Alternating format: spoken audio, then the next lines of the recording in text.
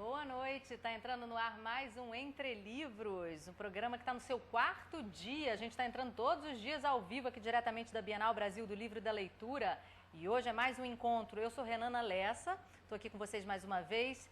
E hoje os meus convidados são os escritores angolanos Onde Aqui e a Ana Paula Tavares, que ainda não chegou, vai chegar daqui a pouco. Eu vou botar na conta da Hillary Clinton, que está tendo uma... E também da chuva, porque o trânsito aqui em Brasília hoje está complicado por esses dois fatores.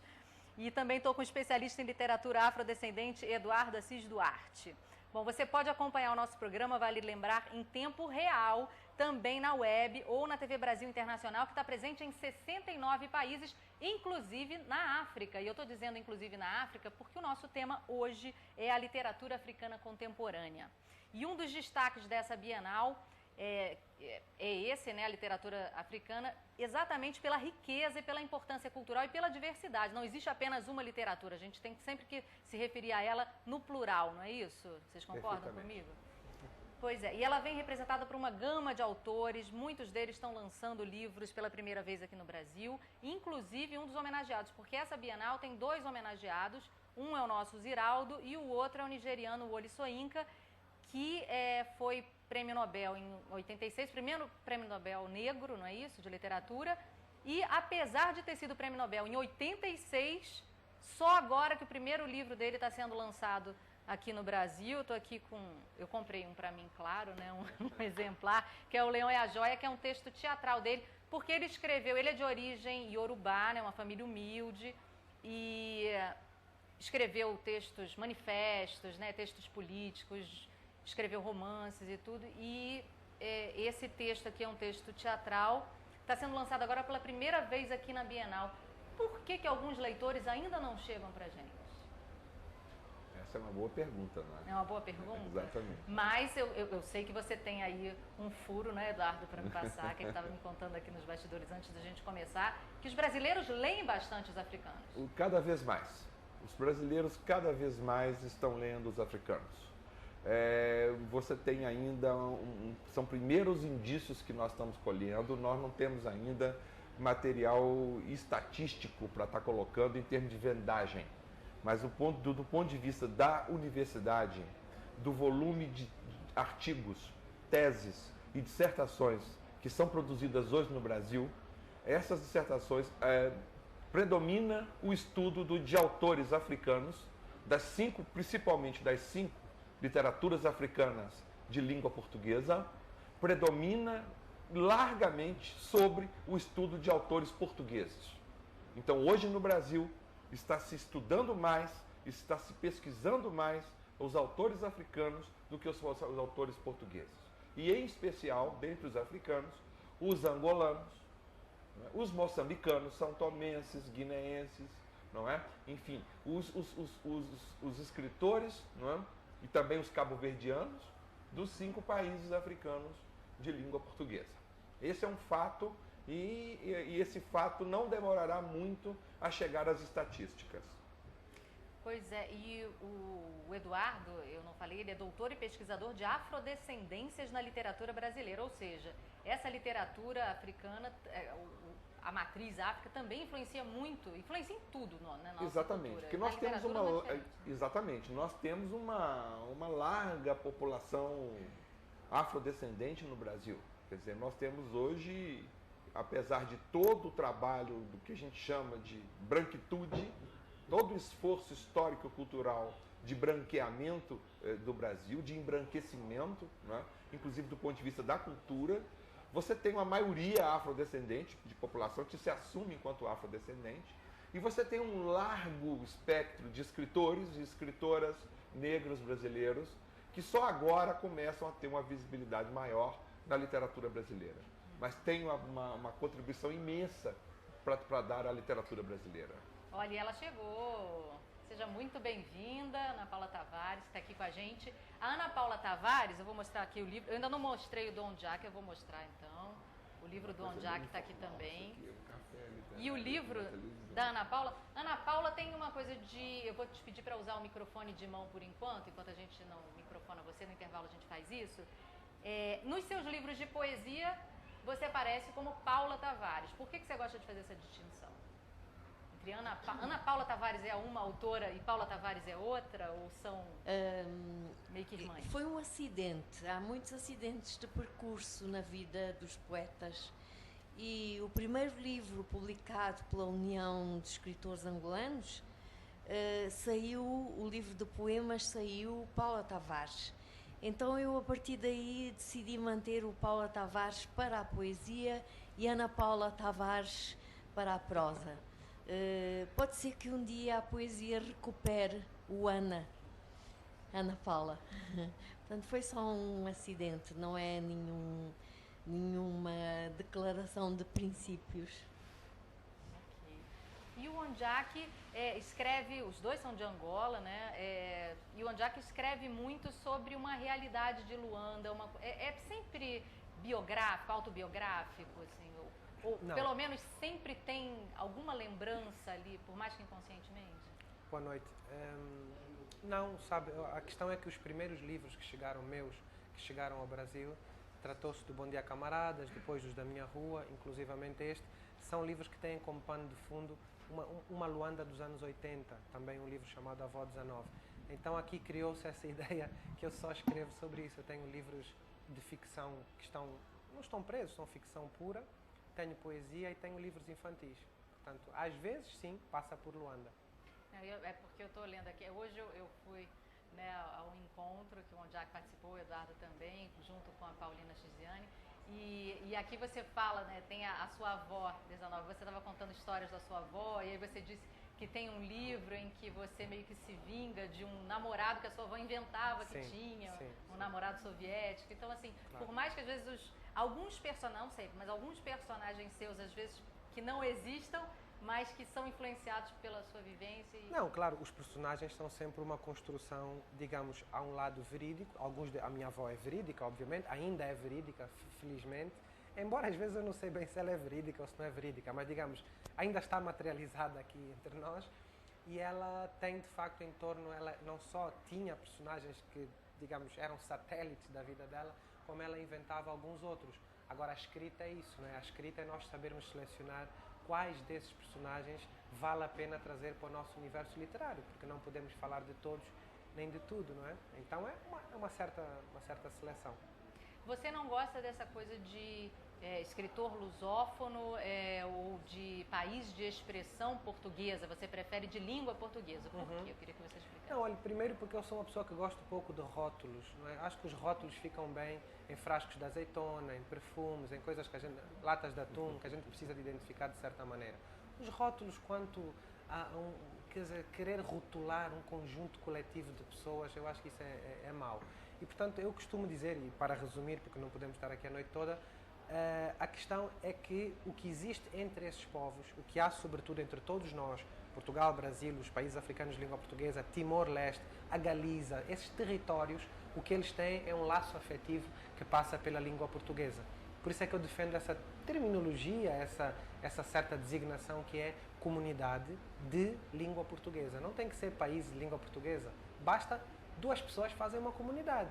2 pessoas na China que estudem Fernando Pessoa, que estudem Luandino, que estudem Guimarães, que estudem outros autores, eles fazem uma comunidade de língua portuguesa na China, não é?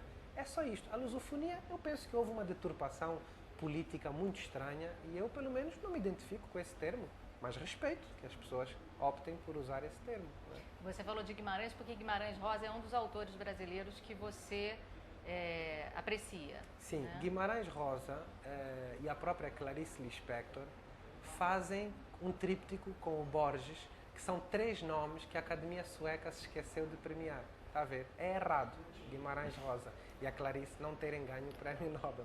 Mas sim, eu aprecio muito a literatura do Guimarães Rosa. E você, Ana Paula Tavares, dos autores brasileiros, quem que você aprecia? Muitos. Até porque eu sou muito mais velha que o Ondjak e tive muito mais tempo para ler. Ele ainda tem um longo percurso para fazer e realmente a relação Angola-Brasil está cheia de equívocos que nós não vamos discutir aqui hoje, mas realmente ela passa muito pela literatura. E toda a gente dos anos 40, 50 e mesmo 60, e mesmo da minha geração, que é um pouco mais tardia, é 70, não é? Eu costumo dizer que a minha geração é aquela geração que não é dos anos 60, não é? Não é hippie, não é soixante-huitard, não é nada, não é? E nos anos 60 fica a cavalo à espera, à procura. Então nós herdamos todo esse conhecimento que vinha de trás, ou seja, a leitura que os nossos mais velhos fizeram do Manuel Bandeira, não é? E de todos os poetas brasileiros do modernismo e das grandes revoluções na poesia brasileira. Nós já herdámos esse conhecimento, já discutíamos esse conhecimento e entramos na literatura brasileira por todas as portas, desde Jorge Amado. Eu não posso esquecer que há um poeta angolano que escreve um poema cujo enunciado é: quando eu li Jubiabá, me cri Antônio Balduino. No fundo é uma apropriação das personagens do Jorge Amado. Eu conheci pessoas um pouco mais velhas do que eu que recitavam os velhos marinheiros, sabiam de cor os velhos marinheiros. Foi muito importante. E depois nós, mais novos, temos isso e mais as escolhas pessoais. Claro que Guimarães Rosa foi uma grande descoberta. Claro que João Cabral de Melo Neto foi uma descoberta importantíssima por outros motivos, né?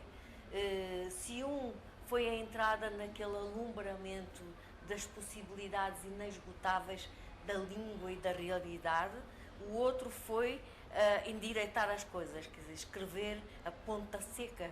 Eu representei, quando estava na faculdade, o Severino. Eu fui o Severino. Olha, né? Que maravilha. Bom, a gente vai agora para um breve intervalo. Vocês não acreditem, mas eu fui o Severino. A gente vai ter que fazer uma pausa aqui. O papo é uma delícia, né? A gente vai para o intervalo. Daqui a pouco eu quero saber aqui muito mais dos meus entrevistados, que esse papo está delicioso. É a TV Brasil na Bienal de Brasília 2012.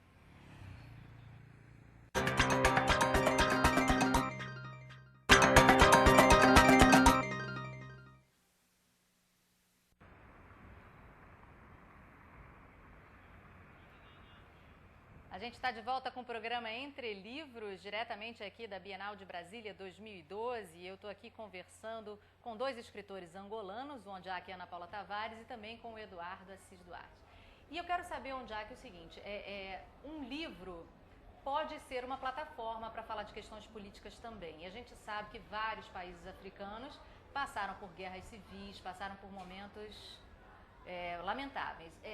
Você, no entanto, hoje de manhã estava falando que acha que isso tem sempre essas denúncias, se estiverem em um livro, um bom autor bota isso, tem que ser de uma maneira quase que orgânica, né? Uma maneira que aquilo não seja forçado. Sim. Não é isso? Bom, primeiro que eu invoco o direito de dizer uma coisa de manhã e outra à noite. Mas hoje vou dizer a mesma coisa à noite que disse de manhã. Poderia dizer bem diferente, mas eu penso que sim, penso que é um pressuposto. Eu estava a falar de grandes autores, estava a falar de um Guimarães Rosa, estava a falar de um Borges, de um Joyce, de um Proust. Quer dizer, as coisas estão lá, não é preciso forçar, não é preciso que seja óbvio e feio, é melhor que seja delicado, suave e bem feito.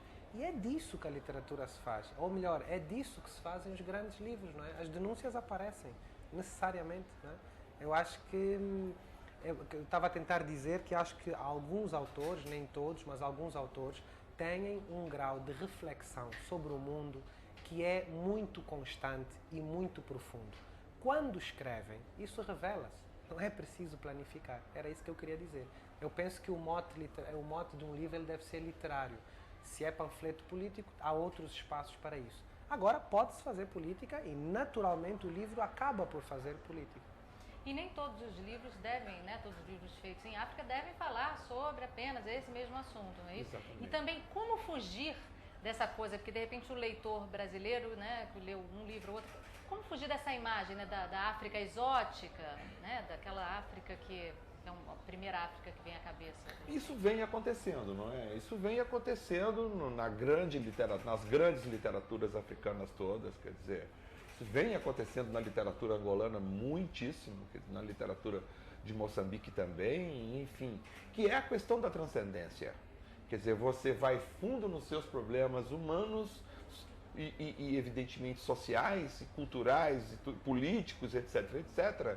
Mas isso com um nível tal de literariedade, com um nível tal de construção artística e literária, que transcende a fronteira específica de Angola e passa a se aplicar essa questão a uma dimensão até de universalidade, quer dizer, em que o leitor brasileiro se identifica, o leitor argentino se identifica, o leitor mexicano, enfim, quer dizer, ele está traduzido em 7 línguas, não é? Ele está traduzido até em chinês, não é isso? Tá? Essa parte é ficção minha. É ficção. Então são 6, não são 6, não são bem 7, mas enfim, o que ocorre? Essa que é a magia da literatura. Esse que é o verdadeiro charme mesmo da literatura, não é? Porque você consegue ir além daquele espaço original que motivou a criação, não é isso? Queria te dizer uma Claro. coisa a ti e aos nossos espectadores. Esta senhora que está aqui, a Paula Tavares, não é porque ela está aqui que eu costumo dizer isso. É uma grande escritora, é uma grande poeta e é uma grande pessoa. Não fosse outras coisas que eu lhe devo, qualquer jovem, deve a ela pela poesia belíssima que ela fez. Esta senhora é que me apresentou em Lisboa Manuel de Barros, os livros de Manuel de Barros. Esta senhora é que me disse que eu tinha que ler Adélia Prado. Esta senhora é que me disse que eu tinha que ler Clarice, de certa maneira. Está a ver? Então, eu acho que nós temos esta coisa, eu acho que é de uma generosidade muito grande, porque além das coisas dela, ela traz os outros. Eu apanhei isso com ela, eu partilho os livros com outras pessoas. Eu acho isso muito interessante. E é óbvio, então, que agora eu vou te perguntar o que você indica pra gente, para todos os telespectadores, né? Para multiplicar isso, né, Ana Paula? Você indicou para ele, agora... Eu indico aos telespectadores os livros da Ana Paula Tavares. Apoiados. E eu estou também. A poesia é belíssima. Aqui, esse livro aqui que está à venda na Bienal tem a poesia reunida. E eu vou aproveitar para falar então até da sua poesia, porque eu vi você falando aqui num outro dia que o seu primeiro, um livro de poesia em que você, e eu não vejo muito esse erotismo, essa coisa não está exacerbada, mas que você, por ser historiadora, mãe de família e tal, foi vista com muito preconceito quando lançou o livro. E por quê? As mulheres, ainda existe muito machismo na África. Aqui no Brasil existe também, por mais que a gente diga que não. Então, mas como é que se combate isso hoje? Eu nunca falo assim na África, porque o continente africano é um conjunto de realidades absolutamente distintas e complexas, mas eu penso que esse é um elemento comum não só à África inteira, mas ao mundo inteiro. Essa questão do preconceito, do tratamento da mulher, mesmo que às vezes não seja tão visível. E na altura em que este livro, um pequenino livro, inocente livro, chamado Ritos de Passagem, foi publicado, em Angola a poesia estava ainda muito voltada para o cantar do país que tinha nascido há pouco tempo, para prestar louvor a essa condição da angolanidade. E eu acho que se pode continuar a ser angolana, aliás, eu não sei ser outra coisa, e falar que também as mulheres que vivem em Angola amam, são traídas, traem, têm filhos, viram os seus filhos morrer em guerras terríveis, são bem amadas, mal amadas. Por isso eu achei natural, normal falar dessas coisas. usando todos os caminhos que estavam à minha disposição. Na altura não foi muito bem entendido, né? Como é que uma senhora séria que dá aulas, é professora, isto fala de líbido, de frutos e transforma os frutos em objetos eróticos. Foi assim um pouco complexo. E eu não fiquei muito perturbada porque isso conspirou a meu favor. O livro esgotou em muito pouco tempo, né? Porque um livro tem fama de erótico, toda a gente foi curiosa, foi comprar. E, na altura também não era muito fora de comum em Angola os livros esgotarem. Também não havia mais nada para comprar. Não tínhamos comida, não tínhamos roupa, não tínhamos nada. Isso, aliás, é uma realidade que o Ondjaki viveu de criança, não é? E que espantosamente eu fui descobrir nos livros dele, contada de forma magistral. E não havia nada para comprar, então compravam-se os livros. E, portanto, eu não me considero assim muito especial pelo facto do meu livro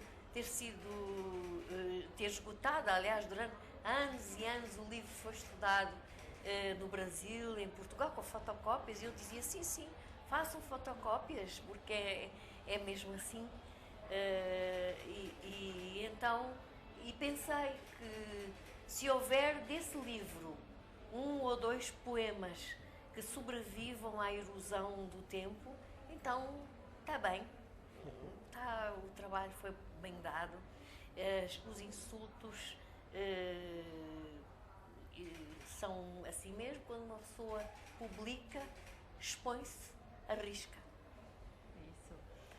E eu queria saber do Eduardo, existe uma certa relutância, né, quanto a esse termo literatura afro-brasileira ou literatura negra? Por quê? Qual é o melhor, bem rapidinho, a gente já está encerrando, qual seria então a forma de, ou não se rotula, não se enquadra? Eu acho que há uma tentativa de simplificar as coisas, não é? Então, o caminho mais curto sempre é defendido, às vezes, com unhas e dentes, não é?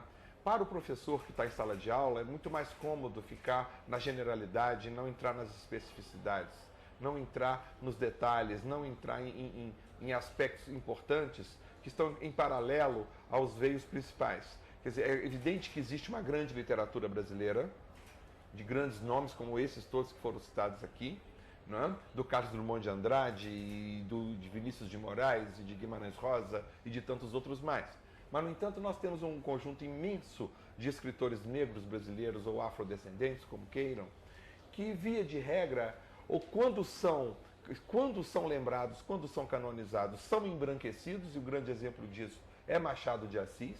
Quer dizer, Machado de Assis é colocado na história da literatura brasileira como um escritor branco, não é?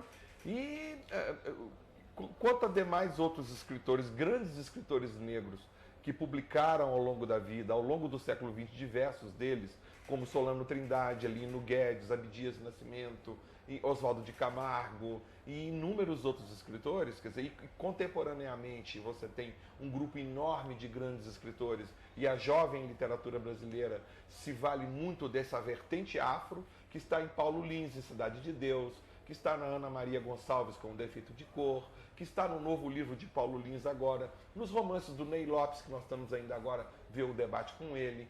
Enfim, há uma quantidade imensa de escritores que rejeitam o rótulo de literatura brasileira pura e simples, por achar que ali está uma literatura brasileira branca, de caráter ocidental, de valores brancos europeus, etc., etc., e que pretendem, por sua vez, utilizar um outro ponto de vista que não esse e tentar falar uma voz negra na literatura brasileira com o rótulo de literatura negra, muito, a meu ver, também, e eu penso aqui na estratégia, por exemplo, de uma publicação coletiva como Cadernos Negros. Cadernos Negros sai todo ano, já está no número 34. Eles são publicados, esses livros, todos os anos, um volume de contos e um volume de poesia, publicações coletivas, e eles fazem questão de manter o título Cadernos Negros, Agora acabamos de ver o Cadernos Negros, volume 34. É claro que tem um sentido pedagógico aí atrás de captar o leitor negro, de formar o leitor negro, de formar um público leitor negro no Brasil para se discutir as questões do negro no Brasil. Eu acho isso extremamente válido. Eu acho E esse é um assunto que a gente pode se estender bastante, né? Mas infelizmente o nosso horário está acabando. Mas essa questão toda do negro ainda é muito para ser muito discutida e que bom, né, que está sendo. Que bom. Queria agradecer muito a presença de vocês, muito obrigada por escreverem, por terem vindo aqui também. E o nosso papo hoje está acabando. Eu gostaria de agradecer aqui a todos os convidados. E eu espero que você tenha ficado com um gostinho aí na boca, tá? De conhecer literatura africana. Tem muito mais literaturas africanas para você conhecer. Amanhã a programação da Bienal tá muito boa, hein? Olha só, tem palestra com Marta Medeiros, com José Louzeiro e no seminário Crises, Fé, Fanatismo e Conflitos Políticos no Mundo Atual, com Leonardo Boff e Tariq Ali, do Paquistão. A cobertura da Bienal continua às 9 da noite, tem o Repórter Brasil. E boa noite para você. É a TV Brasil na Bienal de Brasília 2012.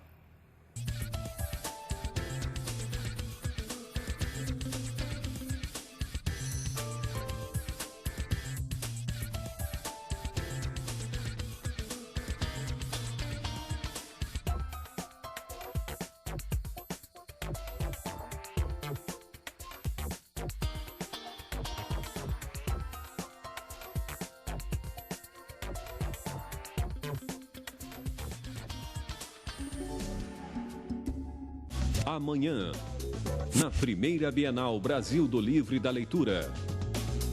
Um debate sobre a escrita no mundo digital. Especial Entre Livros, amanhã, 7h30 da noite.